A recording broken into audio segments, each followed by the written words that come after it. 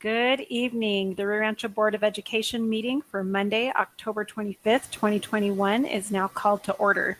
If all would please arise for the Pledge of Allegiance and mute your microphones. Catherine Cullen will give us the Pledge of Allegiance. I pledge allegiance to the flag of the United States of America and to the republic for which it stands, one nation, under God, indivisible, with liberty and justice for all.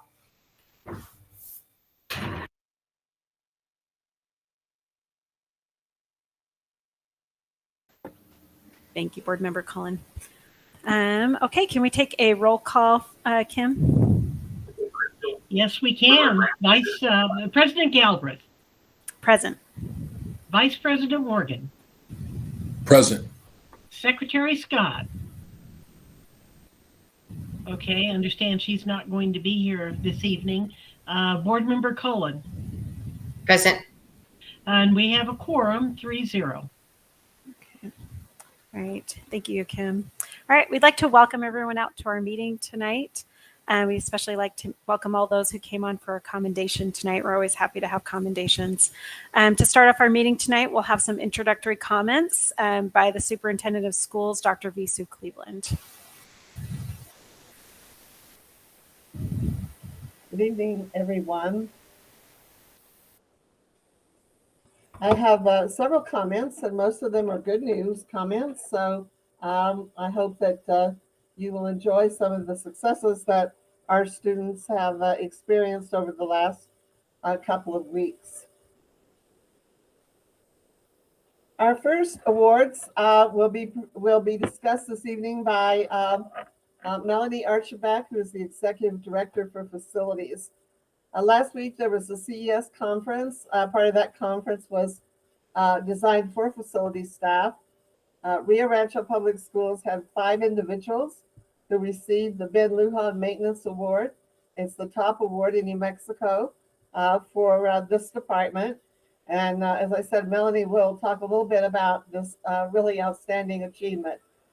There were several people recognized, and it was really kind of funny during the presentation because they just kept calling Rio Rancho and Rio Rancho, Rio Rancho, and everybody else was looking around a little bit. But I happened to be seated at a table, and I just ended up there by accident. And everyone sitting around the table were Rio Rancho vendors. They all provided services to our school districts, and so we had our own little cheering section for the people who received these awards, and it was really nice, and they had wonderful things to say about their experiences. So Michael Berman, who is our warehouse coordinator, Nick Pena, painter, Andrew Allerid, HVAC tech, Gerald Peralta, HVAC tech, and Gabriel Gonzalez, a general tech. And Melanie will share a little more about what these individuals do, but we are really thankful for the wonderful work they do for our district every day, and it's really nice to see them recognized for that effort.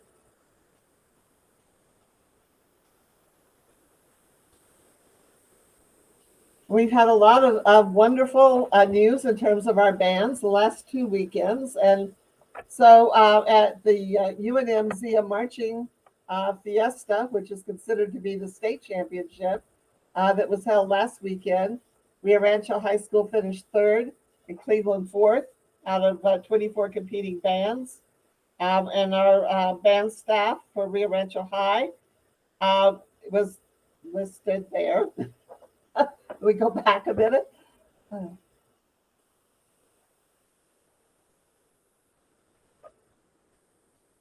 We jumped ahead one too many slides. Could we go back?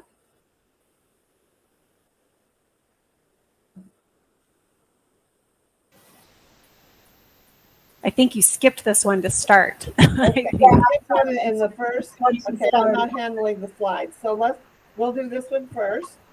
2 weekends ago, the Rio Rancho High School Marching Band and Cleveland High School Storm Regiment captured 1st place. Both of them had 1st place at Pageant of the Bands. It was held for the first time ever at Rio Rancho High School. There were 23 bands in the competition. Each one had a first because they're in different divisions. And so Rio Rancho High was first 4A, Cleveland was first in 5A, and you can see here the awards that each of the two bands earned. So pageant was it's always a wonderful experience. Like I said, it was the first time it was ever held in this community, and we did very well with that as a district. Now, both of our outstanding bands.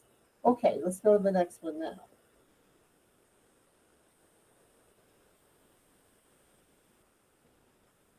Dr. Cleveland, give me a second. I'm having a hard time changing the slides. We're having problems with the slides. Yes, hold on a minute. Okay, not a problem. I'm going to stop sharing and start it over and see if that'll work. Okay. You had it for a second, then it was gone. Yeah. Okay.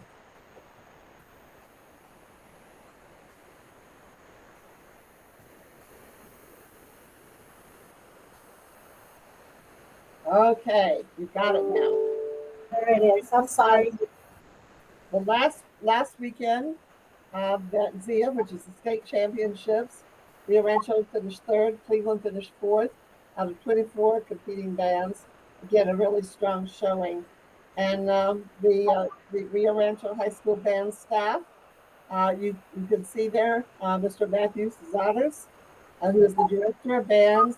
Alexander Ostel, I hope I got that right, is the associate band director, and Juan Torres is the Rio Rancho Public School district percussion coordinator.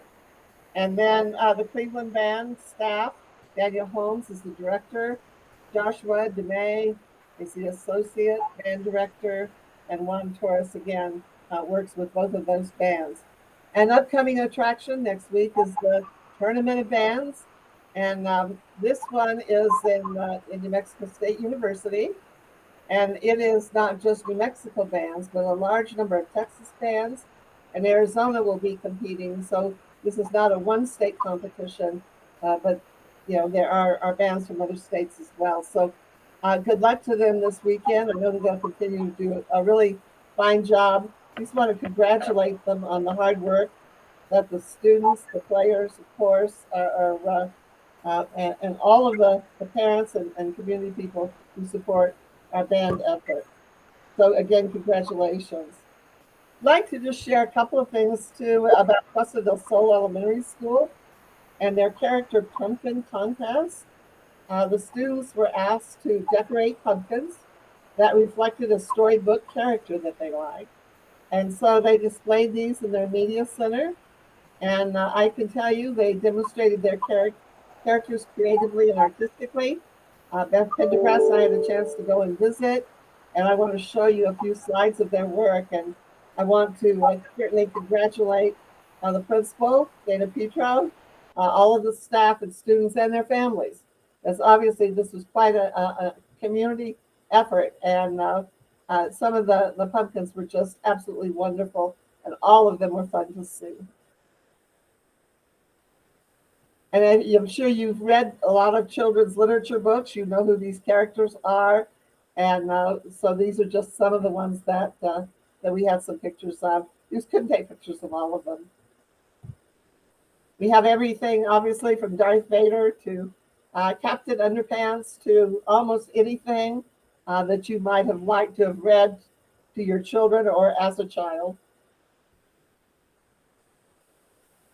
I would like to give you an update on the COVID-19 testing center, which is now on full operation. Premier Medical Group, PMG, is currently providing the testing services 3 days a week. You can be tested there Mondays and Fridays from 8 to 6, and Wednesdays from 7 to 6. And it's in the AMRET building, which is just kind of across the street from the district office, adjacent to Independence, and it's very accessible. Plenty of room to get in and out, and it's working very well. We are looking at adding some additional days and providing those services 5 days a week. Expanded hours are tentatively scheduled to start on Monday, November 1st, 2021. And I want to definitely thank Student Services, certainly Sherry Carver, but Mariah Affentrager has really put a tremendous amount of effort into getting this operational. And it is providing services in a much more effective and efficient way than we've had in the past. So it's just a really nice opportunity for people who need to continue to be tested.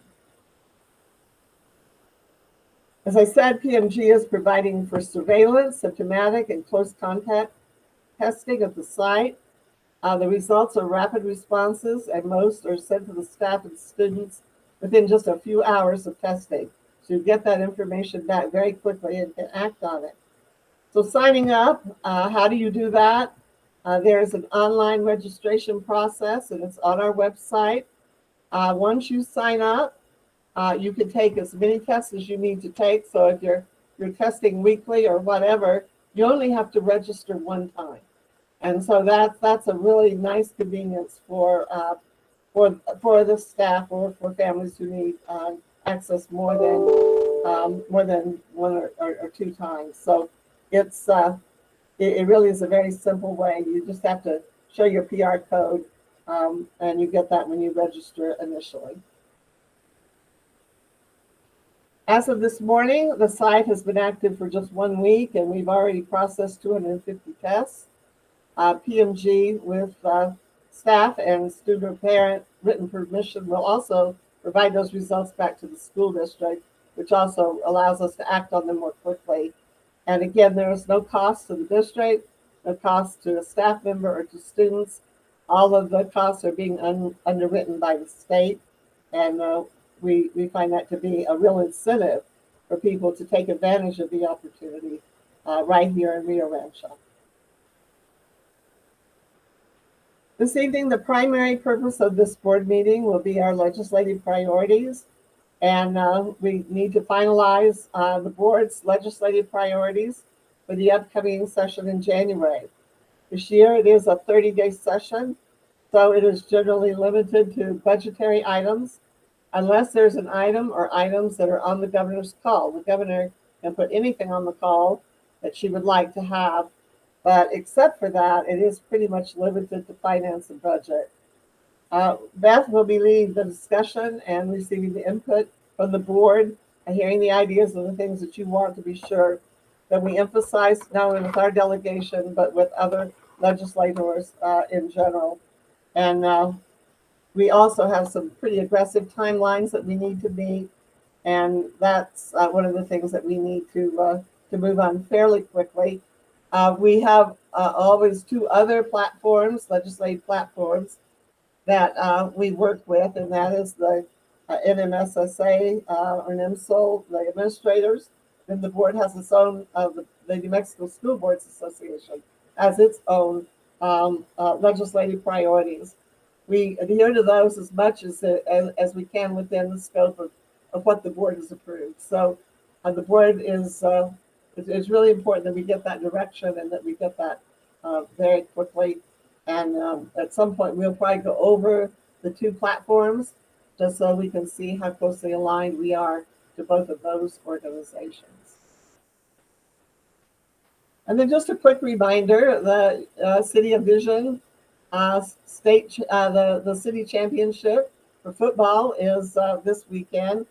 And it is probably, not probably, by every poll out there, it's the top two teams of the state. They're far ahead of any other competitors. So it's going to be a very interesting game. What I really wanted to emphasize is that it's going to start at 6 o'clock and not at 7 o'clock. And the purpose of that is that we want both of our bands to perform that night and to be able to perform at halftime.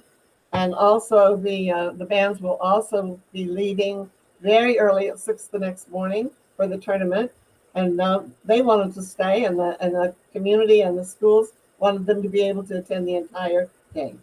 So that was the compromise that we came up with, and we will begin at 6 o'clock instead of the 7 o'clock, which is the normal time. And just a note also, we'll have more information on that in the future. Rio Rancho girls and boys soccer teams did make the 5A state playoffs, and we'll be playing tomorrow at 4 and 6 o'clock.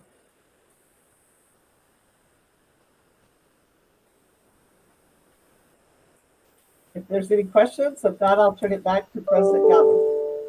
Okay, thank you, Dr. Cleveland. Catherine, do you have any questions? No, I don't have any questions, but I do have some comments. I was able to go to the ZIA competition on Saturday, and they were just amazing. Both Rio Rancho and Cleveland High School, they did a wonderful job. So I hope everybody can come out on Friday night to go and support them.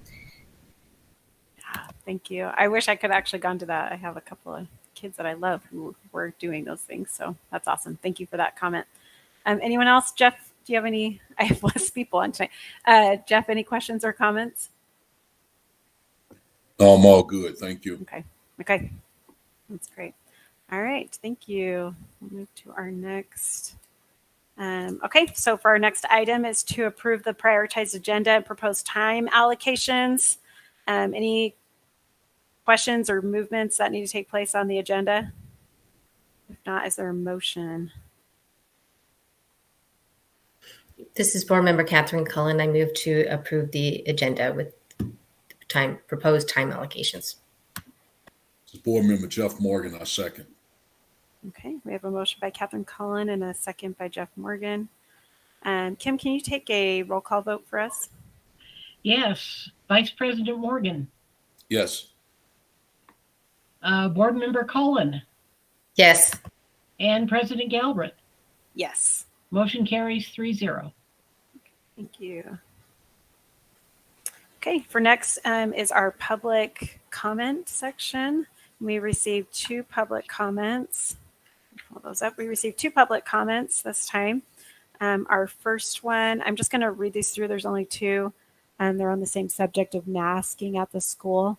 Our first one is from Petra Smith. She writes, so our schools are getting paid for COVID relief payments by the government to mask our kids and cause psychological damage. You should be ashamed of yourselves to take those payments and cause our children harm. All this is not for the health of our children, but about money. Our other is Anne Grudele, which is on the same subject of masks. The children should not be wearing masks at school with a 99.998% recovery rate for COVID. Children wearing masks at school is not only unconstitutional, but it is not a law. Everyone knows the government tyranny in New Mexico needs to end today. Stop abusing our children now. Those are our 2 public comments. For all those who are wishing to give public comment to the board, please go to the RRPS board page. You'll see a form there where you can submit your comment. Just so you know, whenever we do receive those comments, we do read them all, but we also cannot address them in our meetings unless we have that specific topic on our agenda. But we appreciate receiving all of those comments from the public. Okay, next we'll move on to commendations. Melanie Archibek, our Executive Director of Facilities, will be presenting our commendation for tonight, and I'll let her introduce everyone who's with her tonight. Go ahead. Good evening, Madam President Galbraith, members of the board, and Dr. Cleveland. I'm going to read a little message that I wrote.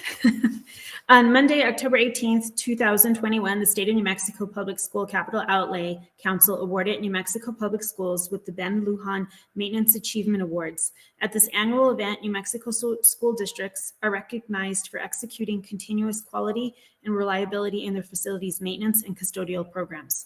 In the presence of district board members, superintendents, and facility managers from across the state, Rio Rancho Public School maintenance team and individual staff members were recognized for executing progress and high performance, supporting quality educational environments. The Rio Rancho Public Schools maintenance and custodial teams over the years continue to drive a high level of performance, continuously striving to become more efficient and effective in providing reliable school facility conditions to advance the educational environment.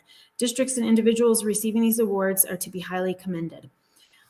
So we, as I said, we received a team award as well as a district, and I wanted to give you some of our factors that played a role in this.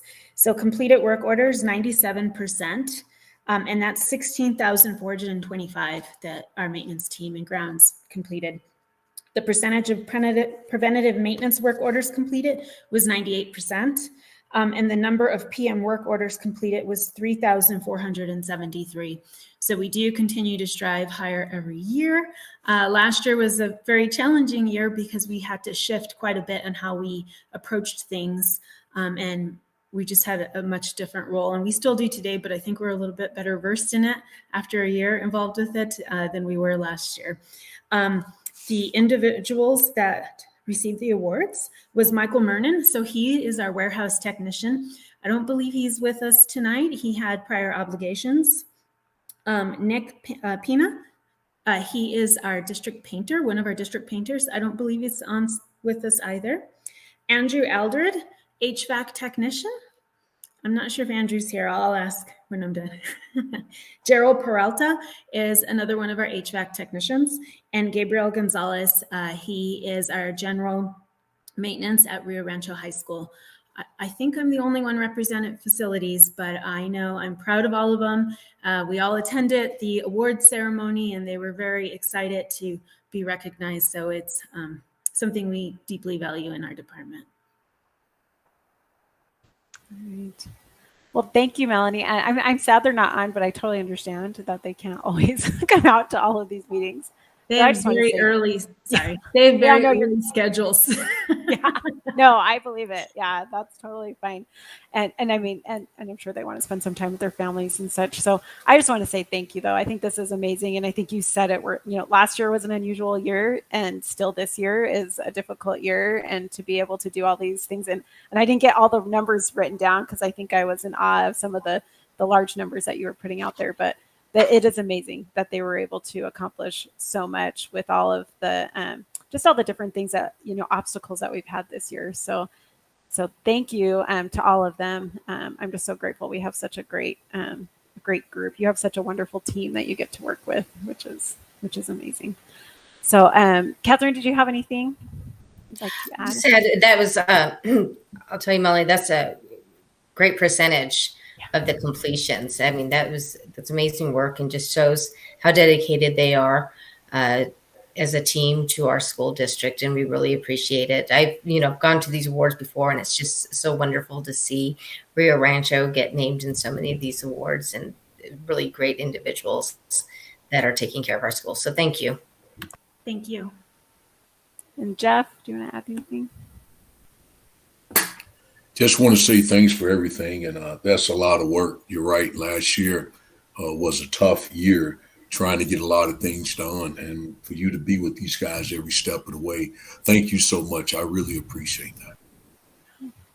And Dr. Cleveland, if you want to say anything, I know you talked earlier, but please. I would just add that this award is the Ben Lujan Award, and he was a longtime speaker of the House for New Mexico, and one of the most passionate legislators we've ever had about school facilities and the people who work in them. And so this award is named for him, and it is, as I said, the most prestigious award in New Mexico for our facilities department, and the public school capital outlay folks are the ones who sponsor it. And there is generally a lot of competition. And as I said, we were getting the looks because almost everyone was from Rio Rancho, and we could not have been prouder. So that's all I would add. Thank you, Dr. Cleveland. I have to say, I talked to Dr. Cleveland on the phone after that had happened, and she just was so excited to have all of that happen that she told me all about it. So wonderful, wonderful accomplishment. Thank you, Melanie, for coming on and presenting all that for us tonight. Thank you.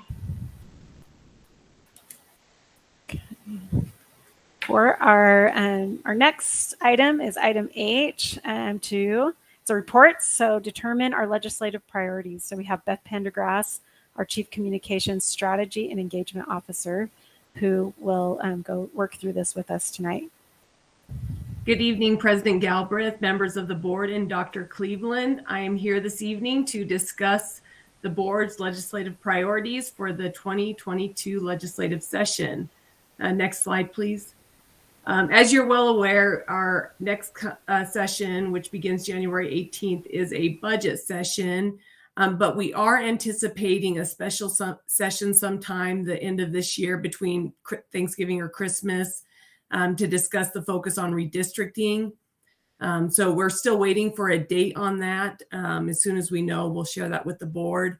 But this year's session on 2022 is a 30-day session, which, as you know, is a budget session. And so they only cover the budget items or items on the governor's call, as Dr. Cleveland mentioned. Next slide. So usually, we like to let the board know what some of the administrative priorities are. And this year, some of those priorities are, of course, and we're in line with the board on this, CTE and having a dedicated revenue stream for CTE. Adequate transportation funding. This is something that we include every year in hopes that this will be the year that it's addressed. So that's another recommendation. Adjusting the time frame on return to work limitations. So this has to do with retirees. There's a limitation on when they can come back. There is some talk that they might adjust that. And so we would be in support of that. And then payment in lieu of taxes projects to include holding school districts harmless. And Lauren is on to discuss this if you have questions on it. He's very well versed in this, much more than I am. But essentially it has to do with ensuring the school districts are involved when those deals are made so that we're a part of that. So we're maybe held harmless so that we still get the money from taxes that we need to operate. Next slide, please. The other items that you might consider are your Nmsba resolutions that you've sent to the New Mexico School Boards Association. And just as a recap, those 6 were compensation for support staff, your hold harmless for declining enrollment, the input into how the federal pandemic and infrastructure money is spent, the student transportation funding, support and funding for school mental health and behavioral health services, and then CTE. So really this evening, what we want to do is hear from the board. We want to ensure that we have the right priorities moving forward. And so really we want to discuss those with you. Next slide, please, Claudia. And I just wanted to apologize for Chris on behalf of Chris Balzano. He has a family emergency outside of the country. And so that's why I'm filling in for him this evening. So he's unable to be here. But he did want me to let you know that he still plans to do his weekly reports, his analysis, his memos, visits to the Roundhouse, COVID restrictions, provided that we're able to. He still wants to ensure that if the board plans to go up there, that he's able to meet with you and work with you on different topics. And then he also wants to know different things that you want or need. Next slide, Claudia. And so our next steps are, once we discuss the priorities this evening, we'll bring those back for final approval at the next board meeting. We're planning a legislative, so we want to try something new this year. We've done the legislative dinner in the past, and it's kind of difficult for different legislators to be able to make that during the evening. So we're looking at a legislative breakfast on a Saturday morning that we're thinking that might fit people's schedules a little bit better. The only reason we haven't scheduled that is we're waiting for the special session. We don't want to schedule something and then have the special session scheduled. And so that's our hold on that. We want to see when the special session is scheduled. And then capital outlay requests, Melanie is working on those, and we'll bring those to the board before the end of the year because we will want to have those ready by January. And then, of course, the legislative session, which is January 18th through February 17th. So the 2 things for discussion tonight is what the board would like to see for legislative priorities, and also any additional needs that you would like to see from Mr. Balzano as we move into the 2022 legislative session. And so kind of a turn, I am asking the board, what would you like to see? All right. Well, thank you, Beth. No, this is good. All right. Well, I kind of actually, just to get us started, so if Lauren is willing to kind of talk more, is that the same thing that we had put in our resolution, kind of those same things, or is this different, that pilot projects to include holding school district harmless? Are we talking about 2 kind of separate things there? Madam President, members of the board, Dr. Cleveland, I'm Lauren Hatch. I'm the General Counsel for Rancho Public Schools. It's a little bit different issue, I think, than what we've addressed before, but it's a common problem that school districts run into. And essentially what it is there's different tools that communities can use to do economic development under the Local Economic Development Act, or LEDA, which is its common terminology. And that is the industrial revenue bonds, which is essentially a city or a county typically issuing bonds to help purchase real estate or equipment for a business to move in and set up shop. Where that becomes problematic for a school district is whatever equipment or real estate is purchased using those funds are not subject to taxes, like real estate taxes or business personal property taxes. And that would include both at the city and the county level, but also at the school district level. And the way the statute is written right now, school districts really don't get meaningful input into that process, except for when they're doing a power project, like if they're installing a solar farm or something like that. Then actually the school board would have to agree on that transaction and whether there's pilot payments. Essentially, a pilot payment is a payment in lieu of taxes. So the money that the school district would typically get, what we're proposing is that it be held harmless for an economic development project. In our jurisdiction, the city is very progressive on that. They have actually in their ordinance a requirement that when they issue industrial revenue bonds for an economic development project, that it's required to have a hold harmless for school districts in it. And that's primarily us. Hope that's helpful. That was very helpful. That was very helpful for me, at least. It was very helpful. So thank you. Okay, I'm just going to kind of go around and how many of us are on. I'll just go quickly, but I'll go through. Catherine, you have questions, comments, things you want to bring up to go for priorities? No. So I was going through last year's priorities too. So what we had discussed with the resolutions was compensation for the support staff, hold harmless for declining enrollment, input uses of federal pandemic funding, and student transportation's on there every single year. Support funding for school mental health and behavioral health and CTE. So I was just looking at last year's. Are we worried about any reduction in cash balances this year? I wouldn't think so, but just in case, do we? We haven't heard anything in that regards this year. But, you never know. Yeah, we might want to, go ahead and add that in. So hold harmless for declining enrollment. I think we've been okay with that this year. And you have it as a resolution. So right. So then, transportation. And then we had textbooks and instructional materials. Ensure that textbooks and instructional materials are adequately funded. This year they funded it separately. And so when we spoke with Carl, he didn't consider that a issue this year. And so he felt pretty comfortable really trying to narrow in and focus on the larger issues that we really want to ensure they listen to us on. Right. And then this is always the case. Unfunded mandates. We've seen this over and over and over all the years. I don't know if we want to add that one on, but our legislators pretty much know that's always the case. And I'm sure that there'll probably be a resolution again from New Mexico School Board Association on that. And then ensure at-risk students, which we're not. I think I'm good on that for right now. I just wanted to double check with what we had last year. Though I know before I kind of move on, because we were talking about, you had the capital outlay requests by the end of the year. I would assume that our legislators are going to have another meeting prior to the end of the year for their capital outlay requests. Have you guys talked to anybody to find out what date they're setting for that?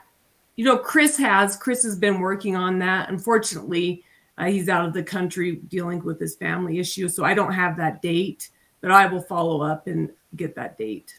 Okay, because we'll probably want to address that in November, because your task force is November 3rd, and then the next board meeting is November 8th. if we can bring those forward at that time. I would assume those legislators are going to be meeting probably sometime in November or early December for that. Okay, I think I'm good. Thanks. Okay, so I just want to make sure, Catherine. So what were you were thinking of adding? And I didn't write it down on the one that from last year. What was the one that you were saying to add? Unfunded mandates. Unfunded right? mandates. Thank you.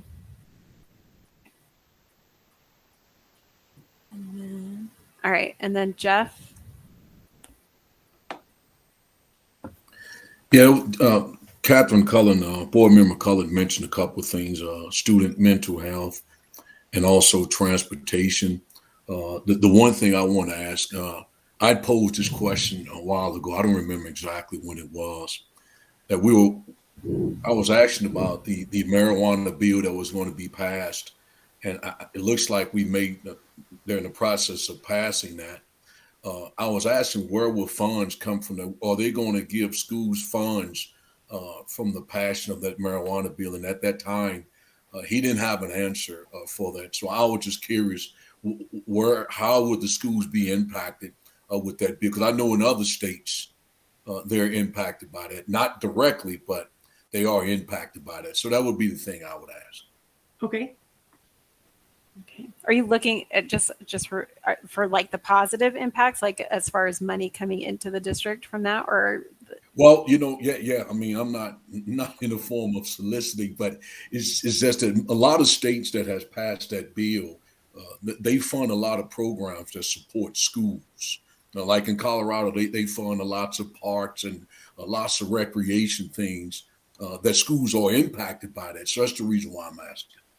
And Mr. Hatch can correct me if I'm wrong. I believe it's GRT with the cannabis stuff, and but we can find more information for you, Mr. Morgan, and bring that or send it to you so you have that information. All right. And then Dr. Cleveland, do you want to come in? There she is. She like read my mind. She came in right as. Yeah. I would like to say just a couple of things and maybe add one more thing that if the board is willing to support that. In our meeting this week with the secretary and deputy secretary, they indicated that the governor was on board to try to get our salaries in New Mexico up to the regional average. Mm-hmm. And I think we would want to be very much in support of that. We have over 1,100 teaching vacancies in our state right now. We are not fully staffed, but we're far better than most districts. We're down to just a few. But that would certainly help because until our salaries are competitive with the states around us, then it's going to be very hard to continue to fill those or keep people in the positions now. So I'm hoping that with the governor's push and with support of school districts, we might see increased compensation for our instructional staff and others. We would support it for all school employees. But right now, the greatest area are, for example, teachers, and then an operational, as you well know, bus drivers, the custodial, and we just have some positions we've not been able to fill. The other thing that I would mention is I think will be a topic, and we'll probably want some additional input from you. What seems to be shaping up as a hot topic in the legislative session is what they're going to do with extended year. And so at one point that will probably come back, and the board will, I'm sure, be asked to let us know what you think about that, either right before or during the session. The instructional materials, we did well this year.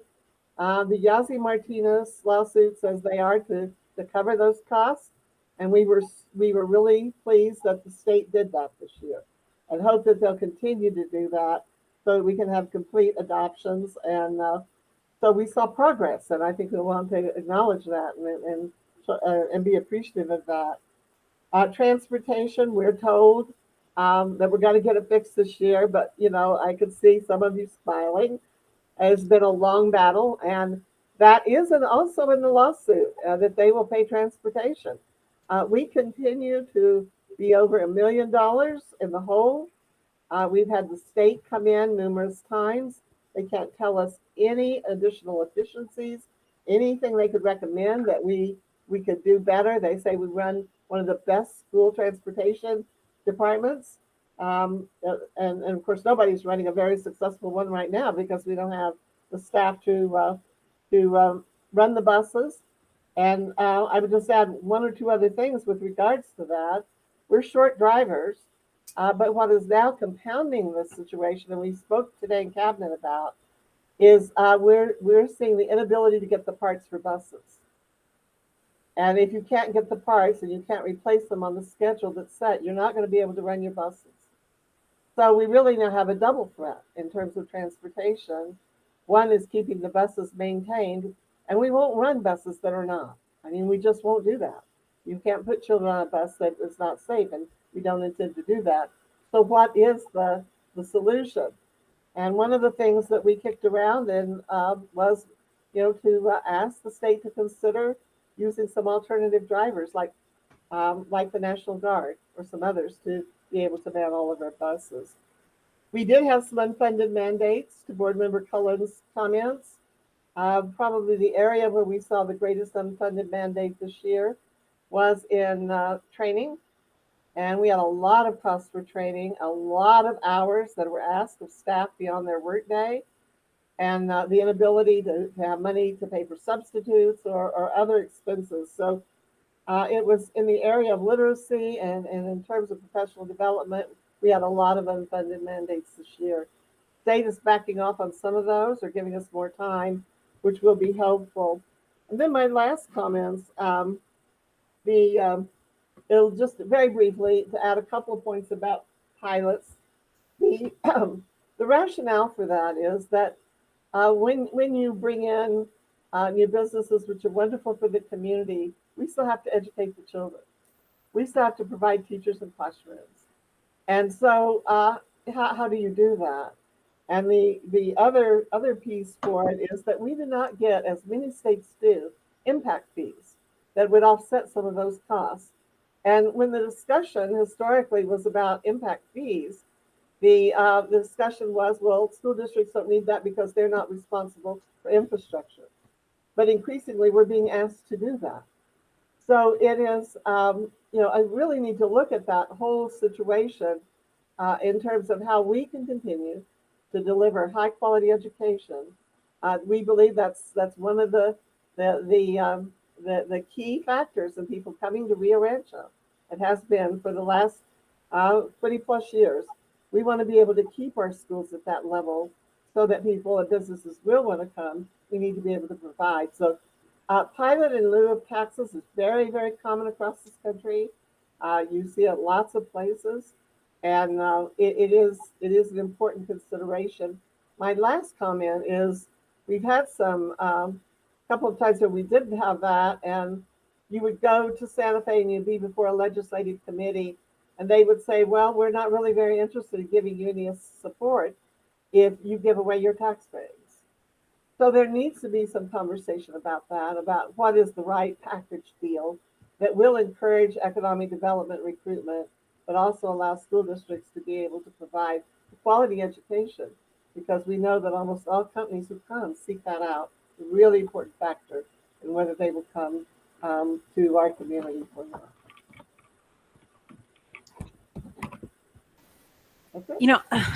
Okay. So here's my question. So we have a lot of these things, like just like the transportation and stuff. And I feel like we always make these lists, like what is the best way for us to be a little more aggressive on these things? I remember actually bringing up when last year, we had the Zoom with our legislators, and I brought up the transportation again, and I can't remember exactly what I said, but I was talking about, I think I said no child should have to wait an hour, for their buses. And everyone was like, oh my goodness, you're right. Like, that's horrible. But then we don't ever see a change with it. Like, is there something that we can do that can be just a little more aggressive? Like, we write them down. But what do you think with that? I guess both Beth and Dr. Cleveland, what do we do to really make these? It's a priority, but how do we actually really get these into the minds of our legislators? If you don't mind, if I jump in real quick, yeah. President Beth. So it is in the Yazzie Martinez lawsuit that they're supposed to. The only other thing I can see, because we've continuously had this issue, I'm going to just throw it out there. Nobody shoot the messenger. You may have to look at possibly suing. Yeah. I mean, that's going to take some money, but unfortunately, it's been going on since I've been on the board. And I'm coming up on 9 years, and it still hasn't been fixed. So the board's just going to have to figure out how aggressive they're going to be, because they can't keep saying they're going to look at the transportation funding. They're going to look at doing the formula, but nobody really wants to touch it because it's so difficult.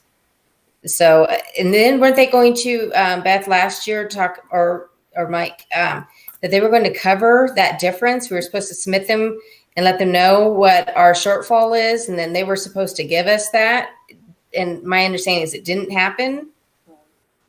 And Mike Baker is more than willing to jump in if he would like to do so.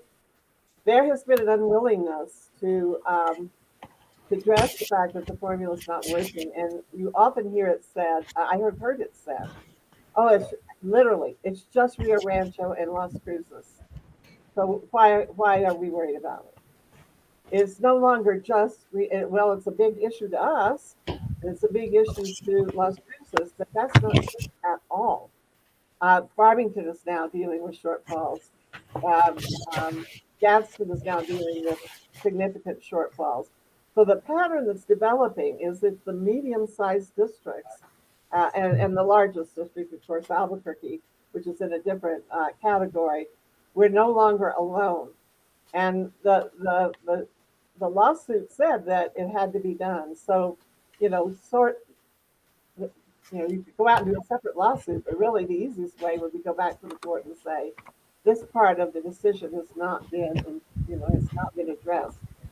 When I talked with the chief financial officer of the state last year, they said they just weren't going to be able to do it during COVID. The schools were shut down part of the time. They couldn't figure a fair way to do it, that they would address it this year. But if they don't address it this year, then I think something's going to have to happen. It's been going on for 10 years. And maybe, if you don't work in our environment, you don't quite understand what. Dr. Cleveland, you accidentally muted yourself right there. Did I just go? Did I just mute? Just barely. Oh, okay. I must have just bumped the mouse.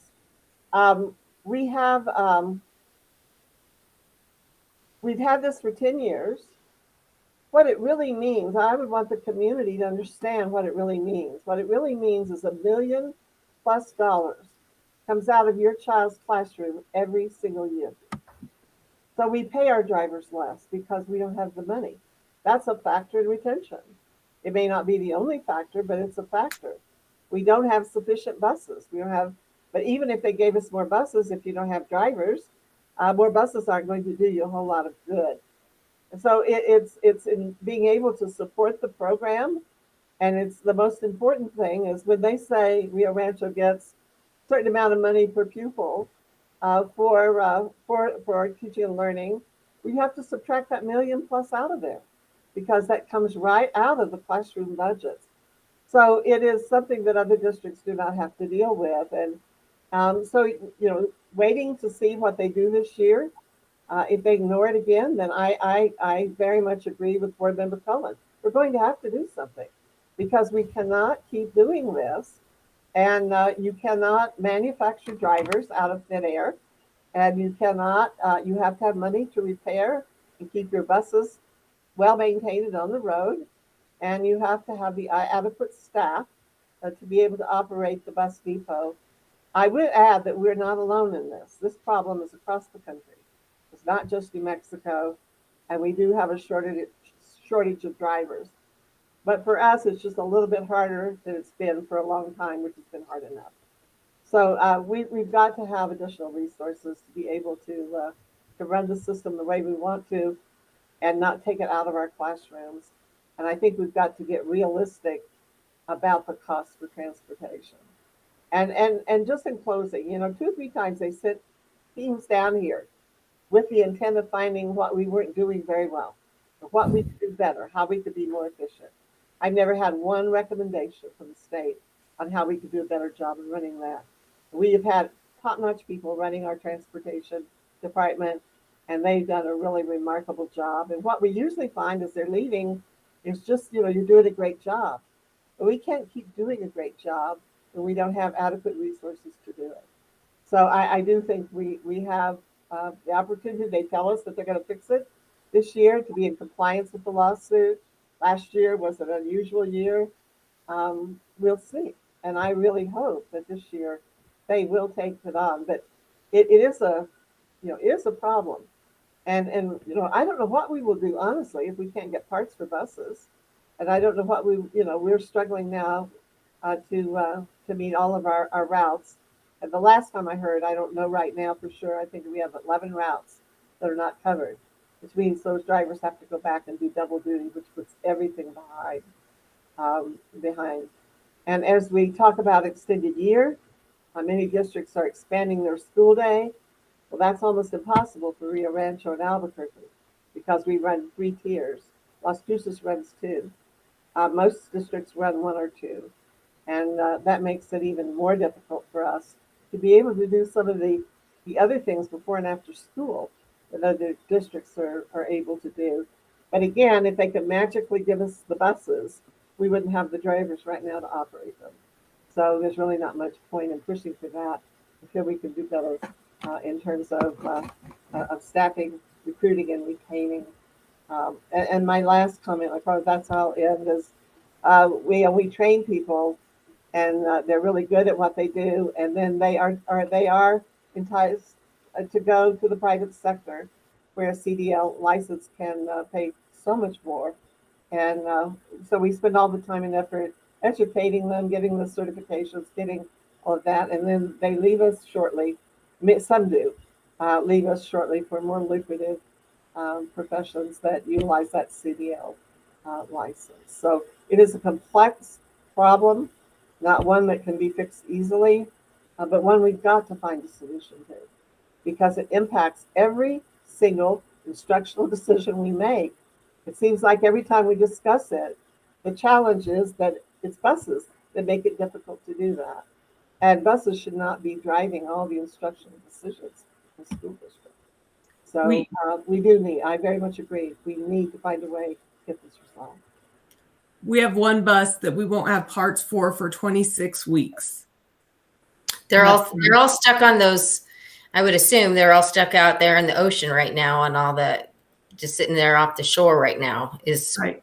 My brother works in automotive industry, and he said that, they can't get parts for auto body. And I'm sorry. Sorry. Well, I was going to say, I don't want to lose your question about the money. So Mr. Baker, and then I want to go back to Amanda's question. But Mike, can you answer Catherine's question about that money? Yes. Mike Baker, Chief Operations Officer. So in regard to Board Member Collins' question, I have not received a direct answer from the state in regard to that they were actually going to make up the deficit.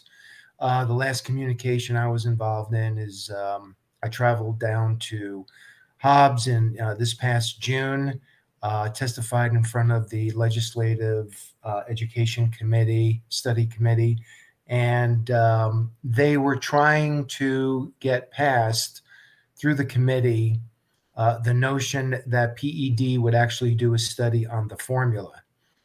Not sure if that's going to happen. We'll see.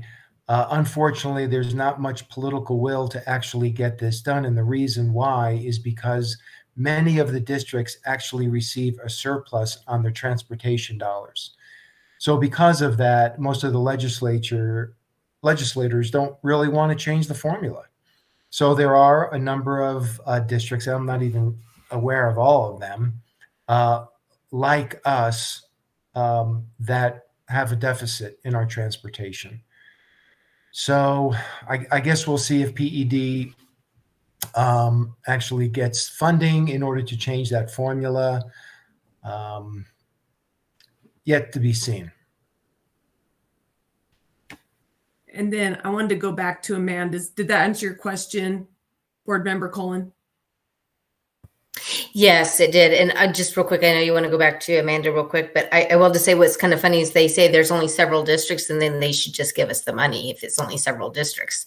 Just hand it out to us that we're short. But just want to let you know, though, President Goldberg and the rest of the board, APS just voted to approve $1,000 signing bonus for their new school bus drivers, and they're giving them $1 raise. So, and that's, we don't really have the funds to be looking at that, but that's something that we might have to look at because we're just losing and we just don't have enough bus drivers. And again, like Dr. Cleveland said, they can go in the private industry and make quite a bit more as people who want to be here that want to work for us. But I just want to let you be aware of that. They just did that this last week. Well, that goes along with what Amazon was offering that $1,000 bonus too. So go ahead, Beth. So back to your comments about getting the information to our delegation. So generally we type up the priorities and we always give those to our delegation. And we're very fortunate to have a delegation that really truly does take those priorities to the session with them. And they do fight for what is needed in our community. I think transportation is a good example of why it's so challenging at the legislative session to get different things that we need because school districts vary across the state and each school district's delegation is there fighting for what's best for their school district. Those priorities also help Mr. Balzano as he works to lobby for our different issues as they come up in the session. But it really is a struggle because there are so many districts with varying needs. And they are oftentimes, they compete with each other as far as what those needs are. And so I think the big challenge in New Mexico is trying to find, to get legislation passed that really meets the needs of all school districts. I think, so transportation is a great example of that because so many districts have their transportation covered perfectly or beyond what they need. And so those delegation, they don't see that as a huge priority for them. And so we, have to combine with other school districts and their delegation to try and get that passed. So it's just really competing interests at the legislative session that make it really challenging. Okay. Thank you. It just frustrates me. I'm like, we talk about this one all the time. It drives me crazy. Okay. So as far as as we're going, Catherine, do you have more comments or anything? I just kind of go ahead. Well, I had a question for Dr. Cleveland. When you were talking about the salaries that to match with the region is what? So I know we addressed salaries back in 2019 within our priorities. What are we? And it had pretty good verbiage, but we had our base salaries for level 1, 2, and 3 in there. But what are the regional salaries now at? That's a really good question, and I don't know the answer to that. The secretary said they were completing their analysis and would be sharing that with us very soon. So they are getting that ready for the legislature now. They did comment that Texas, as a general rule, is higher, as is Colorado and Utah. Arizona is very much like us, as is Nevada. So I don't know what the average, but the Secretary of Staff has said that we are lower than the original work that they have been doing. We are lower than the regional average. We asked about, is the regional average high enough? And he said it's probably realistically the best that we could do. We'll never, because of lack of resources, be able to match the top.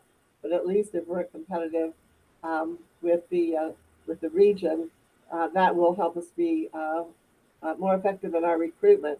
And I guess one of the really big questions is whether California is included in that. And I suspect it will not be because their cost of living is so high. I saw yesterday the paper, their gasoline is now up to $8 a gallon. So their cost of living looks very different than New Mexico. So I really doubt it would be included. So I don't know what that is. We should be getting that information from them very soon. As soon as I get it, I'll share it with the board. But I don't know the answer to that. I'm not privy to that. So then I guess in that priorities, we should just put as the regional instead of doing like the level 1, 2, and 3 and setting a number, just cover it as comparable to the region. We could do that, or we could go back. I mean, I still think it's a very worthy goal. The members of the School Boards Associations, we may not get there, but it certainly was a commitment to where we aspired to be. And so I don't know. I think that was fairly close, maybe even a little higher than what was proposed in the lawsuit for staff. So I don't know. But as soon as I get what PED is proposing, I will share that with you. And it was 50, 60, 70, I believe, what the School Board Association was requesting. Do you remember? Yeah, because it was higher than ours. I do remember that, because then I can look that up. But because our priorities were at 45, 55, and 65. And I think they were at least $5,000 more on each level than what we had put. The other thing that seems to be being discussed a lot is beginning to really open up to alternative licensure and making it even less cumbersome than it is now, because we're so short of teachers. And as you heard earlier, making it easier for people to return to work. And they're thinking, like I think all of us, there's not one solution to the staffing shortage. It's a complicated thing, and it will take several different, but return to work, improving salaries certainly will help in that area, and at least to be at the regional average, whatever that magic number is, that we are not at a disadvantage.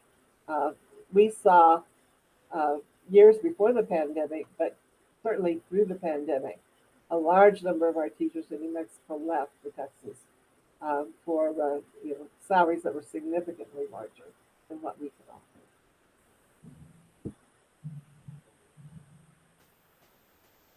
Yeah, I mean, I think anything that we can do to get teachers, I think that's definitely our legislative priority, is anything we can do to fill up these spots. So everything revolving around that. So Beth, where do we sit as what you have down? All right. So I have the administrative recommendations. I have the board's Nmsba resolutions. I have the unfunded mandates that we would add again, the salaries to better align with the regional average or the Nmsba averages. We can determine that. And then the extended year, if we want to put anything about that in there. Dr. Cleveland mentioned that's a topic. Am I missing anything? Anything missing, Jeff or Catherine?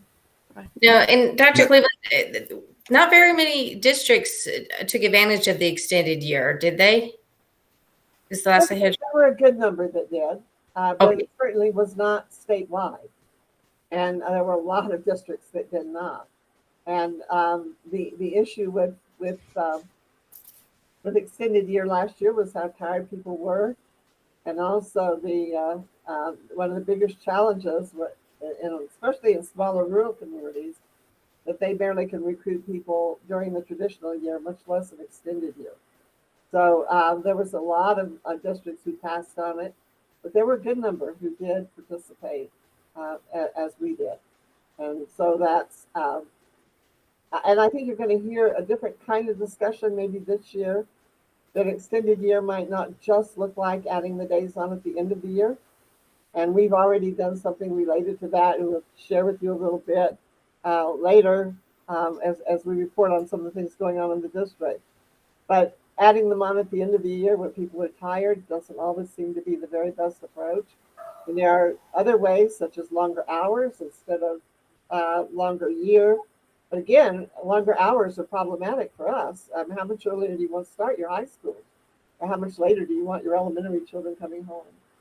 And so for us, because of busing, additional hours isn't really going to help us. But it would be a great boon to some districts in the state who would go for 8-hour days rather than going a longer school year. But for us, that's not an option. We always start much too early in the morning for kids and the high school level, and certainly we've got children right now until that go to school in the morning in the dark, and we'll be coming home. If we have the time change, we'll be coming home in the dark. So I don't see how much longer we could stretch out our schedule in Rio Rancho. Thank you. And then Jeffrey. I don't know if Beth, you mentioned that what I mentioned earlier about the CBD.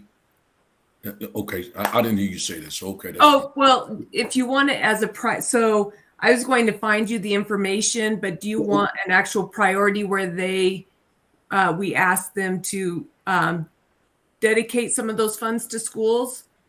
Well, let's find out where the funds are going first. Yeah. Okay. Yeah, that's what I want to know. Yeah. Okay. And then from there we can come back and ask for that. Yeah. Okay. Perfect. All right. Thank you. Mm-hmm. Okay. So Beth, do you feel like everyone feel like we have everything that we need on there as of right now? So what I'll do is I'll draft it and then we'll bring it back to the next board meeting. Okay. Okay. That sounds great. I think we're good. Anyone else? Speak now. Okay. Okay. Thank you. Thank you. That was a very good discussion, actually. So I appreciate everyone answering all my questions and everyone else's questions. Thank you. Dr. Cleveland, anything else before we move on from this topic? Okay. No, I don't have anything else. Okay. Anyone else from the board? Okay. Thank you. Thank you.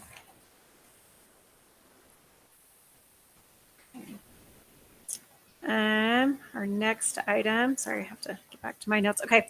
Our next item is to approve the consent agenda. Any questions or anything on the consent? And if not, do we have a motion? This is Board Member Catherine Cullen. I move to approve the consent agenda. It's Board Member Jeff Morgan, I second. Okay, we have a motion by Catherine Cullen and a second by Jeffrey Morgan. Kim, can you take a roll call vote for us?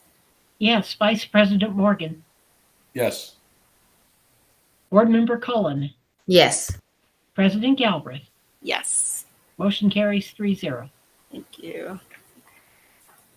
And then into our business portion, consider the approval of the unapproved minutes from 10/11/2021 regular board meeting. Any changes that anyone saw in those minutes that need to take place? This is Board Member Jeff Morgan. I make a motion to approve the unapproved minutes from the 10/11/2021 regular meeting. This is Board Member Catherine Cullen. I second. Okay.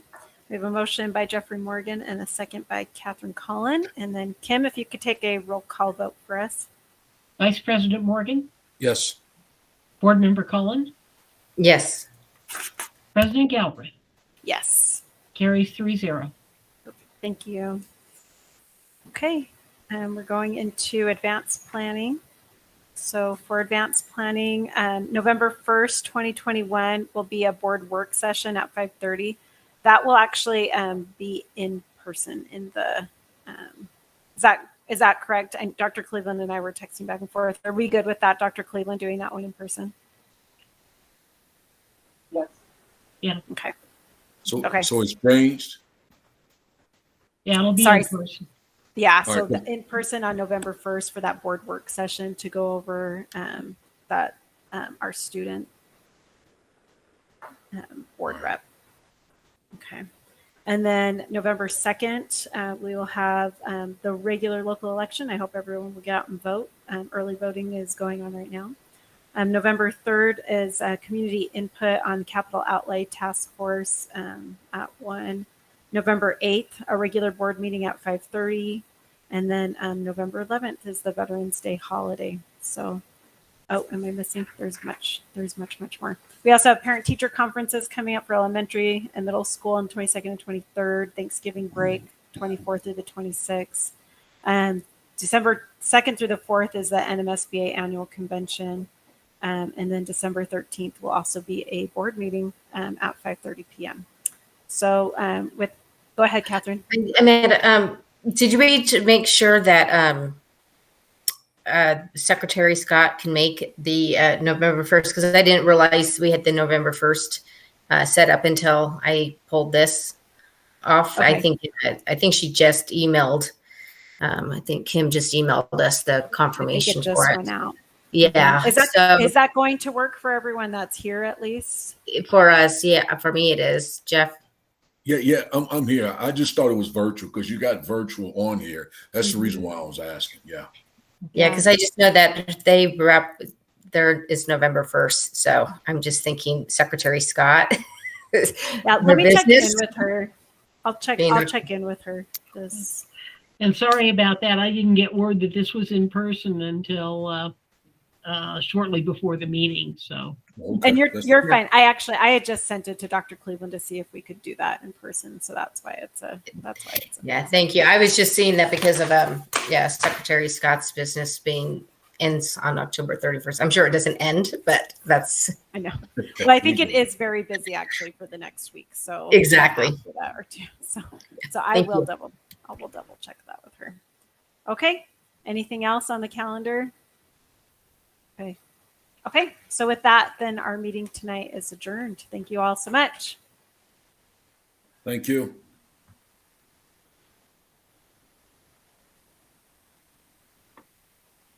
Thanks, everyone. Thanks, Dr. Cleveland. Thanks, Kim. thank you. Have a good night. You too.